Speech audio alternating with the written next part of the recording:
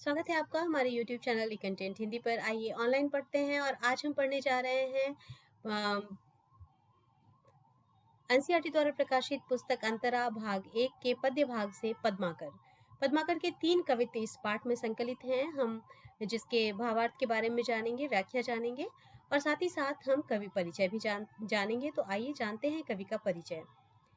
पद्माकर रीतिकाल के कवियों में पद्माकर का महत्वपूर्ण स्थान है।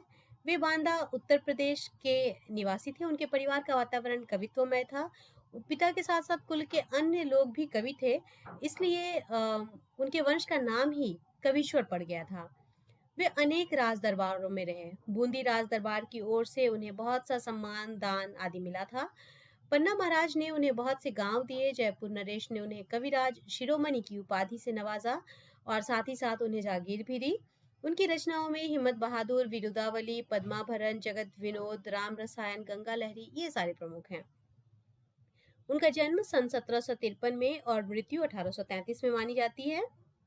पद्माकर ने सजीव मूर्त विधान करने वाली कल्पना द्वारा प्रेम और सौंदर्य का अद्भुत चित्र खींचा है। जगह जगह लाक्षणिक शब्दों के प्रयोग द्वारा वे सूक्ष्म से सूक्ष्म भावानुभूतियों को सहज ही मूर्तिमान कर देते हैं। यानी कि वो भाव कितने भी सूक्ष्म हो, लेकिन वो आपके सामने उसे जीवित कर देते हैं, चित्रित कर देते हैं। उनके ऋतु वर्णन में भी एक जीवंतता और चित्रात्मकता दिखाई देती है। उनके अलंकारिक वर्णन का प्रभाव उनके परवर्ती कवियों पर भी देखने को मिलता है। पद्माकर की भाषा सरस, सुव्यवस्थित और प्रवाहपूर्ण है। काव्य गुणों का पूरा निर्वाह उनके छंदों में हुआ है। गतिमयता और प्रवाहपूर्णता की दृष्टि से सवैया और कवित्व पर जैसा अधिकार पद्माकर का था, वैसा किसी और का देखने को नहीं मिलता।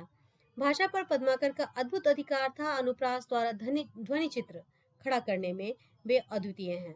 पाठ्य पुस्तक में संकलित पहले कवित्व में कवि ने प्रकृति सौंदर्य का वर्णन किया है। प्रकृति का संबंध विभिन्न ऋतुओं से है और वसंत ऋतुओं का राजा है। वसंत के आगमन पर प्रकृति, विहग और मनुष्यों की दुनिया में जो सौंदर्य संबंधी परिवर्तन आते हैं, कवि ने इस कवित्व के द्वारा उस सौंदर्य को ही लक्षित किया है। दूसरे कवित्व में हम देखेंगे कि गोपियां लोक निंदा और सखी समाज की कोई परवाह किए बिना किस तरह कृष्ण के प्रेम में डूबे रहना चाहती हैं, इसे उन्होंने दर्शाया है। और अंतिम कवित्व में यानी कि तीसरे कवित्व में कवि ने वर्षा ऋतु के सौंदर्य को भौरों के गुंजार, मोरों के शोर और सावन के झूलों में देखा है। मेघ के बरसने में कवि नेह को बरसते देखते हैं। तो चलिए इन सुंदर कवित्वों को देखते हैं। और सबसे पहले पहला कवित्व। सबसे पहले हम इसका सस्वर पाठ करेंगे, जिस तरह से कवित्व को पढ़ा जाता है, और उसके बाद फिर इसकी व्याख्या करेंगे।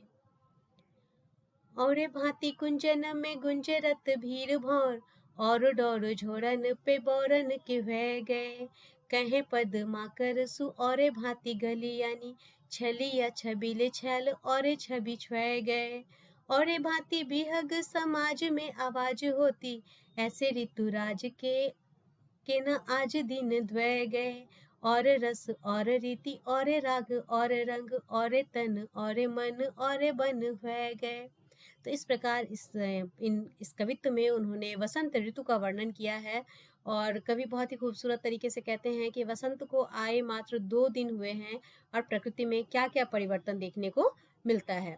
तो यहाँ पर वे कहते हैं, ऐसे ऋतुराज के न आज दिन द्वय गए, यानी कि ऐसे ऋतुराज, वसंत को ऋतुराज कहा गया है और उसको आए अभी 2 दिन भी नहीं हुआ है और प्रकृति में क्या क्या परिवर्तन हुए हैं।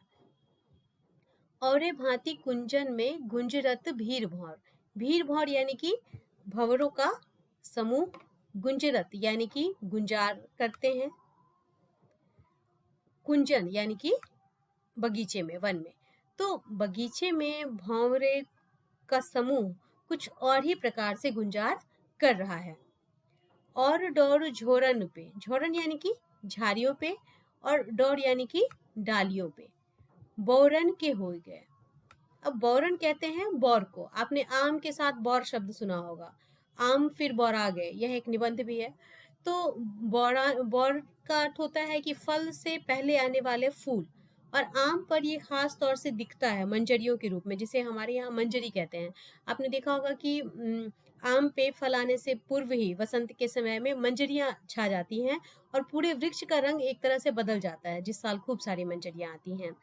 तो डालियों पर भी बौर लग गए हैं। कहें पद्माकर सु और भांति गलियानी। और पद्माकर कवि कहते हैं कि गलियां भी कुछ और ही तरीके से छलिया छबीले छैल और छवि छुए गए। ये जो छलिया छबीले हैं यानी कि जो नवयुवक हैं, जो सुंदर नवयुवक हैं, उनकी सुंदरता गलियों में कुछ और ही तरह की देखने को मिल रही है। और भांति बिहग समाज में आवाज होती। बिहग समाज यानी कि पक्षियों के समाज में, यानी कि पक्षियों का कलरव भी अभी कुछ और ही तरीके का सुनने को मिल रहा है। ऐसे ऋतुराज के न आज दिन द्वय गए। और वैसे बसंत को आए, अभी ऋतुराज को आए अभी 2 दिन भी नहीं हुए और वातावरण में इतने सारे परिवर्तन हो गए हैं। और रस और रीति और राग और रंग, कुछ और ही रस, कुछ और ही रीति, कुछ और ही राग और कुछ और ही रंग देखने को मिल रहे हैं। और तन और मन और बन हुए गए। और तन मन सब कुछ ऐसा लग रहा है मानो कि यह सब किसी और ही प्रकार के हो गए, इन सब में परिवर्तन आ गया है। तो इस तरह से इस कवित्व में कवि वसंत के आने पर प्रकृति में होने वाले परिवर्तन की ओर संकेत करते हैं। कवि कहते हैं कि वसंत ऋतु के आते ही लताओं झाड़ियों में विचरते घूमते भौरों की गुंजार कुछ और ही प्रकार की हो गई है। आम की मंजरियों के गुच्छों की छटा भी अलग ही प्रकार की हो गई है। कवि कहना चाहते हैं कि वसंत के आते ही प्रकृति में एक अलग निखार देखने को मिलता है। कवि पद्माकर कहते हैं कि गलियों में घूमने वाले बांके सजीले और सुंदर नवयुवकों पर एक अलग ही प्रकार की छवि यानी कि सुंदरता देखने को मिल रही है। सुंदर युवकों की छवि और भी आकर्षक प्रतीत हो रही है। अब यहाँ पर देखिए कि ये जो कुछ शब्द हैं, इनमें कौन सा अलंकार है। छलिया छबीले छैल, यहाँ पर 6 वर्ण की आवृत्ति होने के कारण अनुप्रास अलंकार देखने को मिलता है। इसी तरह भीर भौर, यहाँ भी आप अनुप्रास अलंकार देख सकते हैं। इसी तरह छवि छुए,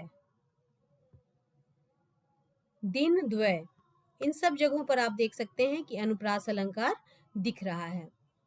इसके साथ इसका सुंदर प्रयोग यहाँ पर किया गया है।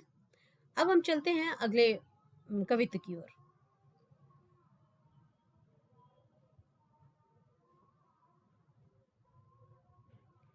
अगले कवित्व में कवि ने सखियों की बात की है। होली का माहौल है, होली का उत्सव है और किस तरह से लोग वहां महसूस कर रहे हैं इसको हम लोग देखेंगे।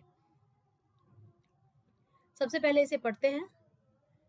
गोकुल के कुल के गली के गोप गाउन के जौ लगी कछु को कछु भाखत भने नहीं। कहे पद्मा कर परोस बीच बन के द्वारन के दौरी गुण औ गुण गने नहीं। तोलो चलित चतुर सहेली याही को कहूँ नीके के निचोड़े ताही करत मने नहीं। हो तो श्याम रंग में चुराई चित चोरा चोरी बोरत तो बोरियों पे निचोरत बने नहीं। यहाँ पे एक खूबसूरत एहसास को उन्होंने बताया है और वो होली के माध्यम से बताते हैं कि होली का उत्सव है और इस होली के उत्सव में कवि के अनुसार गोकुल क्षेत्र के ग्वालों के सभी गांव में गली गली में होली का उत्सव देखने को मिलता है। गोकुल के कुल के यानी कि उसके पूरे वंश के, गली के गोप गाउन के और उस कुल के गली के सभी गोप और सभी गोपियों के जो लागी कछु को कछु भाखत भने नहीं। कौन किसको क्या बोल देगा ये बिल्कुल पता ही नहीं चलता है। भाखत यानी कि बोलना, कौन किसे क्या बोल देगा इसका कोई निर्धारण है ही नहीं। कहे पद्माकर परोस पिछवारण के, परोस यानी कि पड़ोस, हमारे बगल में रहने वाला, और पिछवारण यानी कि हमारे घर के पीछे रहने वाले। तो पद्माकर कवि कहते हैं कि पड़ोस के और पीछे के घरों के द्वारन के दौरी गुण अवगुण गने नहीं। लोग एक दूसरे के द्वार पर दौड़ दौड़ कर आ जा रहे हैं और कोई किसी का गुण अवगुण नहीं देख रहा है। तो लौ चलित चतुर सहेली या ही को कहूं। लेकिन इसी बीच क्या होता है कि एक चतुर सहेली दिखती है और उसके बारे में क्या कहूं। नीके के निचोड़े ताही करत मने नहीं। अब वो चतुर सहेली जो है वो श्याम रंग में डूबी हुई है। अब यहाँ पर जो श्याम रंग है वो इसके यहाँ पर हम दो अर्थ ले सकते हैं। एक तो है कि काला रंग या नीला रंग, और दूसरा इसका अर्थात दूसरा इसका जो अर्थ है वो ये है कि श्याम के रंग में। तो वो श्याम के रंग में पूरी डूब चुकी है, सांवले रंग में बिल्कुल डूब चुकी है। और अगर उसे कोई कहता है कि तुम इसे अच्छे तरीके से निचोड़ लो, तो वो उसे निचोड़ना नहीं चाहती, यानी कि वह उस रंग में डूबे रहना चाहती है। हो तो श्याम रंग में चुराई चित्त चोरा चोरी। कहते हैं कि उन्होंने तो श्याम रंग में मन को चोरा चोरी से चुरा लिया है, यानी कि चुपके चुपके से उन्होंने इस श्याम रंग में मन को चुरा लिया है। बोरत तो बोरियो, यानी कि अगर वह उस रंग में भींगती है तो भींगने दो, भींगना, अगर वह उस रंग में भींगती है तो भींगने दो, पे निचोरत बने नहीं। वह उस रंग में भींग तो गई है, लेकिन अब वह उसको निचोड़ नहीं पा रही है, उस रंग को अपने ऊपर से हटा नहीं पा रही है। तो इस तरह कवि यहाँ पे कहना चाहते हैं कि होली का उल्लास है इस तरह से छाया हुआ है कि वहाँ के हाल के बारे में कुछ भी कहते नहीं बन रहा है। कवि यह कहते हैं कि हर ओर होली की मस्ती छाई है। लोग अपने आस पड़ोस पिछवाड़े द्वार द्वार तक दौड़ लगाते हुए होली खेल रहे हैं। कोई किसी के गुण अवगुण का ध्यान नहीं रख रहा है। कवि होली का वर्णन करते हुए आगे कहते हैं कि कोई चंचल और चतुर सखी अपनी सखी से कहती है कि रंग से भीगे हुए अपने कपड़े को वह अच्छी तरह से निचोड़ने का प्रयास करती तो है, पर वह उसको निचोड़ नहीं पाती है, क्योंकि उसका मन उसके वश में नहीं रहा है। तो इस तरह यहाँ पे हम देख सकते हैं कि ये जो श्याम रंग है, यहाँ पर श्लेष अलंकार है, क्योंकि एक ही साथ यहाँ पर हमें दो अर्थ देखने को मिलते हैं। यहाँ पर श्याम रंग, एक ही साथ श्याम में दो रंग हैं, और श्लेष का मतलब होता है कि चिपका हुआ। अब यहाँ पर श्याम से एक कृष्ण का भी बोध हो रहा है और एक रंग का भी बोध हो रहा है, तो दो अर्थ एक ही में चिपके हुए हैं, इसीलिए यहाँ पर श्लेष अलंकार है। इसी तरह हम देखते हैं कि यहाँ पर श्याम रंग में रूपक अलंकार भी हम देख सकते हैं, क्योंकि उन्होंने ऐसा नहीं कहा है कि श्याम जैसा रंग, उन्होंने सिर्फ श्याम रंग कहा है। तो यहाँ पर रूपक अलंकार भी है और श्लेष अलंकार भी है। इसी तरह गली के गोप गाउन, गली के गोप गाउन, यहाँ पे अनुप्रास अलंकार है। के कुल के, कछु को कछु, यहाँ भी आप अनुप्रास अलंकार देख सकते हैं। अनुप्रास अलंकार तो आपको याद होगा कि जहाँ पर वर्णों की आवृत्ति होती है वहां पर अनुप्रास अलंकार होता है। अब इसके अलावा के कुल के, यहाँ भी अनुप्रास अलंकार है। तो इस तरह आप अनुप्रास अलंकार भी इसमें देख सकते हैं, और श्लेष के साथ साथ रूपक अलंकार भी यहाँ पर देख सकते हैं। अब हम बढ़ते हैं अगले कवित्व की ओर। इस कवित्व में कवि ने वर्णन किया है सावन का, यानी कि वर्षा ऋतु से प्राकृतिक सौंदर्य में क्या निखार आया है उसे उन्होंने इस कविता के माध्यम से बताया है। सबसे पहले हम कविता को पढ़ेंगे। भौरन को गुंजन बिहार बन कुंजन में, मंजुल मलारन को गावनो लगत है। कहे पदमा कर गुमाना हूँ ते माना हूँ ते, प्राण हूँ तो प्यारो मन भावनो लगत है। मोरन को सोर घन घोर चहु ओरन, हिंडोरन को वृंद छवि छावनो लगत है। नेह सर सावन में मेह बर सावन में, सावन में झूली बो सुहावनो लगत है। अब यहाँ पर सावन में झूलना सुहाना लगता है, ये अंतिम पंक्ति तो आप समझ ही गए होंगे। इसके साथ साथ अब बाकी की पंक्तियों को भी देखते हैं। भौरन को गुंजन बिहार बन कुंजन में, भौरों की गुंजन कुंजन में, यानी कि कुंज में, बगीचे में विहार करने पर सुनाई देती है। मंजुल मलारन को गावनो लगत है, ऐसा लगता है मानो कि, मंजुल कहते हैं कि सुंदर को, ऐसा लगता है मानो सुंदर मल्हार, मल्हार एक राग होता है जो वर्षा ऋतु में गाया जाता है। तो ये जो भंवरों की गुंजन बाग में सुनने को मिलती है, इसको सुनकर ऐसा लगता है मानो कि कोई सुंदर मल्हार कहीं पर गा रहा हो। कहें पदमाकर गुमानो होते मानो होते, कवि पद्माकर कहते हैं कि यहाँ पर चाहे गुमान हो चाहे वो मान जाए। प्राण होते प्यारे प्यारो मन भावनो लगत है। कुछ भी हो फिर भी यह प्राण से भी प्यारा मन भावन यह लगता है। यानी कि रूठने पर भी या अवमानना करने पर भी यह ऋतु प्राण से भी प्यारा मन भावन लगता है। मोरन को शोर, शोर यहाँ पे लिखा हुआ है जिसका अगर हम खड़ी बोली हिंदी में रूपांतर करेंगे तो होगा शोर।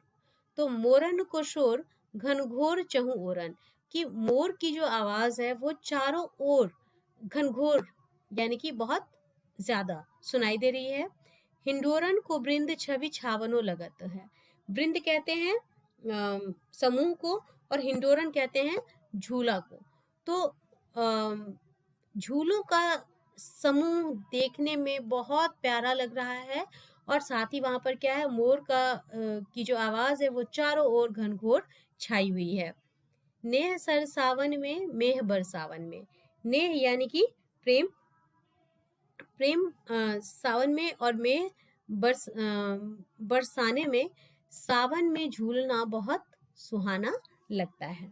तो इस तरह कवि के अनुसार सावन में वन और झाड़ियों लताओं के बीच घूमते हुए भौरों का गुंजार करना राग मल्हार के गीत गाने जैसा प्रतीत होता है। कवि पद्माकर कहते हैं कि वर्षा के प्रेम पूर्ण वातावरण में मुझे आत्म अभिमान, मान सम्मान, अपने प्राणों से भी प्रिय अपना प्रियतम लगता है। दूसरा अर्थ यह है कि सावन में प्रेयसी का घमंड से रूठना भी प्राणों से प्यारा और मन भावन लगता है, अच्छा लगता है। यहाँ कवि का तात्पर्य यह है कि वर्षा ऋतु के आनंददायक मौसम में अगर प्रेयसी अभिमान करते हुए रूठ भी जाए तो भी उसका बुरा नहीं लगता, बल्कि और आकर्षण उत्पन्न होता है। यहाँ पर आप एक तरफ ध्वन्यता का गुण देख सकते हैं, और साथ ही साथ यहाँ पे अंत में आप हमेशा देखेंगे लगत है, यहाँ पे ये लगा हुआ है, तो इससे एक तरह की ध्वन्यात्मकता उत्पन्न होती है। साथ ही साथ आप यहाँ पर अनुप्रास अलंकार भी देख सकते हैं, जैसे कि यहाँ पे कुछ उदाहरण भी हैं उसके। मंजुल मलारन, यहाँ पर मौ वर्ण की आवृत्ति है। इसी तरह आप देख सकते हैं कि विहार वन, यहाँ भी बिहार वन, यहाँ भी बौ वर्ण की आवृत्ति है। छवि छावनो यहाँ भी है। तो इस तरह आप यहाँ पर अनुप्रास अलंकार भी देख सकते हैं। तो ये 3 कविता थे जिनके बारे में आपने जाना, जिनका अर्थ जाना। आशा है आपको यह पाठ समझ में आया होगा। इस पाठ को समझने के लिए बस हमें एक ध्यान में रखना होता है कि जो बातें ब्रजभाषा में कही गई हैं उनको हम खड़ी बोली हिंदी में जान लें, तो उसके बाद यह पाठ बहुत आसान हो जाता है। और कवि पद्माकर ने बहुत सरस प्रसंगों को उठाया था, तो यह सहज ही पढ़ने के बाद मन को आनंदित करता है। आशा है आप भी आनंदित हुए होंगे। अगले वीडियो में फिर मिलते हैं। धन्यवाद।